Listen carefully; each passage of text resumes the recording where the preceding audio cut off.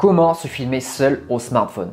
Alors en soi la question peut paraître relativement simple, tout le monde sait le faire, je prends mon téléphone, j'appuie, je me filme et on est bon. Et puis en fait la stabilisation, l'éclairage, qu'est-ce que je mets en arrière-plan, etc. C'est des questions que vous êtes sûrement posées quand vous avez fait votre premier tournage tout seul.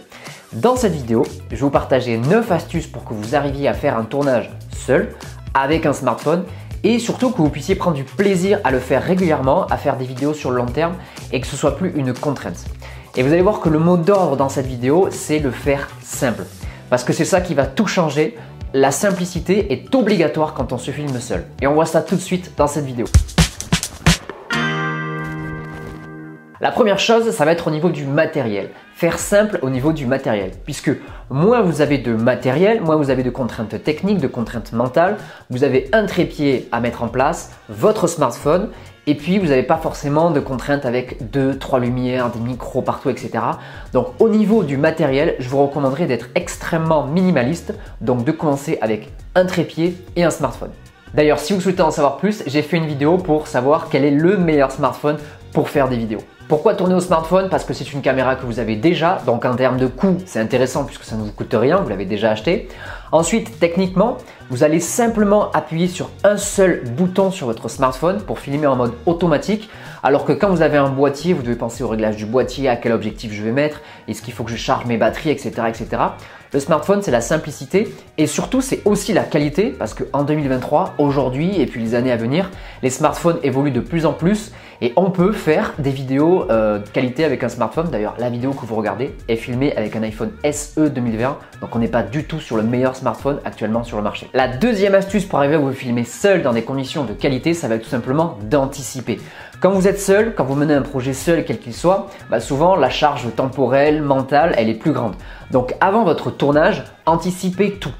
Pour ça, j'ai créé une checklist de 11 étapes que moi-même je me sers pour mes propres tournages professionnels, que vous pouvez télécharger juste dessous. Mais voilà, dans cette checklist, c'est tout ce que vous devez penser, donc avoir l'espace de stockage disponible, bien charger les batteries, avoir une date validée sur votre agenda. Et toutes ces étapes-là vont vous permettre tout simplement d'arriver au tournage et d'avoir que le message à penser. Vous ne dites pas « Ok, est-ce que j'ai fait ça, est-ce que j'ai fait ça ?» Et surtout, le fait d'anticiper, encore une fois, c'est comme le fait de faire simple, ça va vous permettre de limiter les erreurs techniques, de perdre du temps. Donc vraiment, ça c'est quelque chose que je vous recommande.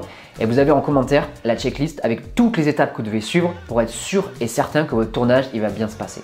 La troisième étape pour bien se filmer seul, ça va être d'avoir une bonne stabilisation. Aujourd'hui, la stabilisation de la vidéo, c'est obligatoire. Et même si vous êtes assez minimaliste par rapport à votre tournage, aujourd'hui, le trépied, c'est quand même un élément obligatoire. Et ce qui est bien, c'est que ça ne coûte pas forcément cher. Vous avez des trépieds à partir de 20-30 euros. Je vous mets une référence du trépied actuellement que j'utilise en commentaire. Et ça va vous permettre tout simplement de remplacer la personne qui aurait pu vous aider. Ce que je vous recommande simplement sur la partie trépied, c'est de le mettre évidemment sur une surface stable et d'une surface plane. Et puis après, vous le mettez à hauteur des yeux. Imaginez en fait que la personne qui regarde la vidéo est à la même hauteur que vous. Donc en fait là, la caméra, l'objectif de mon smartphone est à la même hauteur que mes yeux. À la limite, vous pouvez simplement avoir la tête un tout petit peu plus haute que votre smartphone parce que du coup, vu que je suis un peu éloigné du trépied, il y a un petit peu de distance donc mon regard baisse. Mais voilà, pensez simplement avoir votre smartphone à la hauteur de vos yeux, pas trop haut, pas trop bas, vraiment à la hauteur de vos yeux. Alors la quatrième astuce va vous faire gagner en qualité de vidéo sans forcément acheter un autre smartphone ou autre, c'est tout simplement de filmer avec la caméra dorsale de votre téléphone, donc avec la caméra arrière de votre téléphone et pas avec la caméra avant de votre téléphone. Alors vous allez me dire, mais Loïc, c'est sympa, mais quand on se filme tout seul, comment on fait pour avoir un retour écran et être sûr qu'on est bien cadré, que le focus il est bien ajusté, etc. C'est justement l'astuce numéro 6. Alors comme je dis depuis ce début de vidéo, l'idée c'est de faire simple. Donc pour avoir un retour écran, c'est-à-dire pour vous voir en train de tourner votre vidéo, il y a pas mal d'astuces, techniques, etc. Mais ici on part du principe que vous êtes tout seul, que vous n'avez pas forcément un gros budget et que vous n'avez pas envie de vous embêter avec de la technique. Donc l'astuce que je vais vous donner, elle est hyper simple, elle est connue de tous. Mais c'est l'astuce que j'ai utilisée actuellement pour faire ce tournage. Tout simplement, vous posez votre trépied, vous mettez votre smartphone dessus, vous faites un premier plan pour voir si vous êtes bien cadré, etc. Ensuite, vous revenez derrière votre smartphone, vous voyez si ce que vous avez filmé c'est bien, vous réajustez un petit peu les réglages, vous faites ça 2-3 fois et puis ensuite vous allez être assuré que le cadre est bon, Pour le focus, vous pouvez le bloquer directement sur le smartphone. Et c'est l'astuce la plus simple et la moins onéreuse que je vous propose pour avoir l'assurance que vous êtes bien cadré. Et si vous êtes intéressé pour avoir d'autres techniques un peu plus poussées pour avoir un retour écran, n'hésitez pas à le mettre en commentaire. Il y en a d'autres, mais aujourd'hui, celle-ci, c'est vraiment la plus simple. Et une fois que vous avez tourné dans un lieu et que le cadrage, la hauteur de votre trépied, que tout le matériel que vous avez installé était au bon endroit, n'hésitez pas à faire des marquages au sol avec du scotch, quelque chose comme ça. Comme ça, au prochain tournage, vous mettez votre trépied à l'endroit où vous l'aviez déjà mis. Vous mettez votre smartphone à la hauteur où vous l'avez déjà mis également. Comme ça vous fait gagner pas mal de temps sur votre prochain tournage. Depuis l'arrivée des smartphones, des applications, notamment comme Snapchat, TikTok, etc., avec la vidéo en format portrait, c'est que ne filmez pas en mode portrait si vous voulez monter en format paysage. Aujourd'hui, si vous filmez en mode portrait et que vous montez en mode paysage, vous allez avoir deux bandes noires sur les côtés. Donc faites attention à ça en amont. Donc évidemment, si vous voulez faire une story ou un réel ou un short, c'est ok en format comme ça. Mais vraiment filmez comme ça si vous avez besoin de monter en format paysage, donc en format 16/9. Et ça c'est important parce que quand vous prenez du temps pour faire votre tournage et qu'au montage vous vous rendez compte que vous n'étiez pas incliné comme il faut, vous allez devoir zoomer dans l'image ou faire un petit peu de bricolage, c'est pas forcément le mieux. D'ailleurs, j'ai fait une vidéo très complète sur comment faire une vidéo YouTube avec son smartphone. Il y a beaucoup d'astuces, on va un petit peu plus loin sur la partie technique. Donc n'hésitez pas à la regarder, c'est vraiment un très bon complément à cette vidéo. 7e astuce, encore une fois pour vous aider à faire des vidéos seul au smartphone de qualité, tournez en intérieur. Pourquoi en intérieur? Parce que souvent c'est là où on peut maîtriser la partie son et la partie lumière. Si vous tournez en extérieur et que par exemple le soleil passe à travers des nuages ou qu'il y a un tram qui passe ou qu'il y a des passants, un avion, etc. Il y a tout un tas de parasites sonores et luminaires, en termes de lumière je veux dire, qui vont perturber votre vidéo que vous n'allez pas maîtriser. Alors que si vous êtes en intérieur, vous allez pouvoir être dans une pièce fermée, couper peut-être une climatisation s'il y a une climatisation, des souffleries, des choses comme ça. Et vous allez être sûr que le son et la lumière, vous le contrôlez à 100%. Donc pour vos premières vidéos au smartphone, seul, je vous recommande de faire ça en intérieur.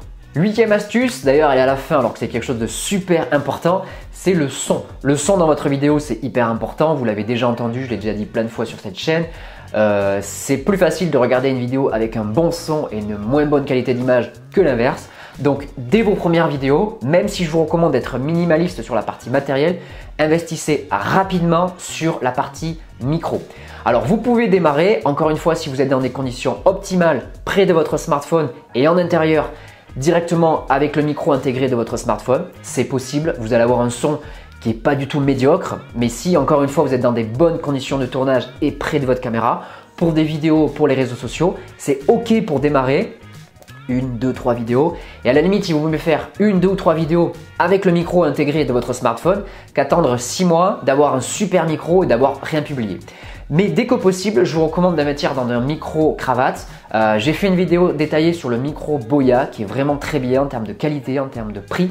Donc vous pouvez aller la voir pour voir un petit peu si ça vous correspond. Et enfin, 9e et dernière astuce concernant la lumière, puisqu'on a parlé de la stabilisation, on a parlé du son, on n'a pas parlé de la lumière. Ça va être tout simplement de commencer avec la lumière naturelle, donc tout simplement la lumière du soleil. Encore une fois, pour pas vous embêter avec des trépieds, des lumières, des choses dans tous les sens. Actuellement, là, en fait, j'ai une baie vitrée ici qui me permet d'éclairer en lumière naturelle et j'ai simplement une petite lumière ici. Donc, vous voyez que l'éclairage est plutôt bon et j'ai une seule lumière, donc une seule source de lumière artificielle. Mais dans votre cas, je vous recommande de commencer en lumière naturelle. C'est très bien pour commencer. D'ailleurs, j'ai fait une vidéo détaillée sur le sujet qui vous donne des astuces un petit peu techniques par rapport à ça. Mais commencez avec la lumière naturelle. Si vous le sentez, achetez une première lumière. Mais commencez pas à vous embêter avec 2, 3, 4 lumières, des backlights, des choses comme ça. Si vous commencez à faire de la vidéo. Vraiment, je crois que je l'ai assez dit dans cette vidéo, mais faites hyper simple quand vous filmez tout seul pour pas vous embêter avec toutes ces contraintes matérielles. Donc voilà pour ces 9 astuces pour faire des vidéos seul au smartphone.